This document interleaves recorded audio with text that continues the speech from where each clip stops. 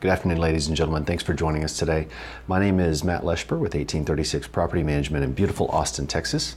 The topic we're going to cover in this video is what makes a property manager or management company great? What should you look for as a consumer, and what really matters when you're selecting a property manager? What do you need to know? There's a few different rules of things that are kind of important to many businesses, and those are certainly applicable to the property management service industry as well. One of those is going to be the adherence to best practices. So if you've got a property management company that's not using modern software, that's a problem. If you've got a company that's not appropriately set up for accounting oversight with people off-site, not just the owner of the company as a one-man band telling you the books are great, then that could be a problem. Imagine what happens if the owner was to fall ill, something tragic happened, no one can write checks on the account. And so your money's going to be tied up along with that of your tenants and everything else. It's a real problem, and unfortunately it happens to the small shops. One of the other things is modern advertising. Are your property managers spending the money to take professional photographs using a wide-angle lens, not just a small photo of the toilet? Are they using floor plans specific to your home? Yes, they are a little expensive, but a tenant from California wants to know if their sofa is going to fit or not, because they're going to date this home, they're not going to marry it. So they're not going to buy the home and then furniture, they're going to find a home that fits the furniture that they are bringing from out of state. So it's really important. What about narrated video walkthrough tours or narrated tours in general? Some of the other softwares that are out there actually do walkthroughs, which are a little bit slow in motion. If I have to scroll through every room, that could be a little bit of a problem. But if I can look at brilliant photographs and then switch over to select a video to play in the background, well, both of those work for me as a consumer. So those are all kind of modern best practices that you should look for, along with support systems behind the scenes. So if your owner is using a fax machine still, when you need to send something to the owner of the property management company, that's probably a problem. We should be using DocuSign, we should be using all the Google software, all those things that are in the background that make them more efficient and more effective and make it easier for you as a consumer, as well as that tenant. Don't forget that that tenant has to interact with that company.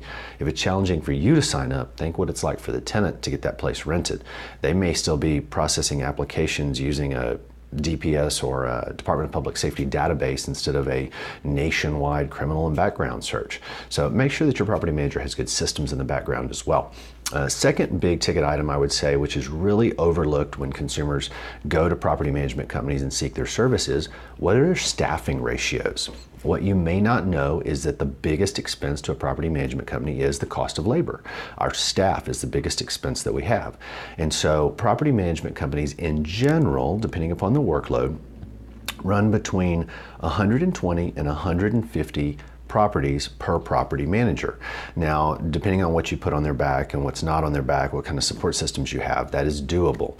The question is, are you going to be number 151, and is that employee about to walk out the door because they're frustrated? Turnover in this industry is high because it's stressful. Tenants call and complain every day. Every time we fix something, we send the owner a bill and the owner complains. And so we're kind of in the middle all the time trying to do the right thing, and it's challenging for employees, just to be completely honest. So make sure there's a proper employee staff to property ratio, and feel free to ask what that ratio is when you're hiring a property manager. It's really important. Currently we're working at about a 62.5 property per manager ratio, which is about 50% of what we could do. However, we have some efficiencies in other areas that allow us to do it. And if you're number 64, 65, 66, we would certainly rather give you excellent service than just tell you we'll get back to you tomorrow. Last thing I would say is really not about price, but it's something that's overlooked in a lot of industries, and it's employee satisfaction. How happy are the people that you talk to when you call in? Are they enthusiastic about the company that they work for? Do they believe in the services that they offer? Or are they simply just getting back to you because it's their duty with an email and a contract saying, hey, we love you, but sign up here if you want to start with us? You're going to want to find a company that's enthusiastic about what they do, happy to show up at work, and really appreciates the culture of what they have, so that that person is not leaving every 6 months and you getting stuck with a newbie. So I would say those are the biggest things you can look out for. Those are going to be adherence to best practices in a variety of ways, company culture, and staffing ratios.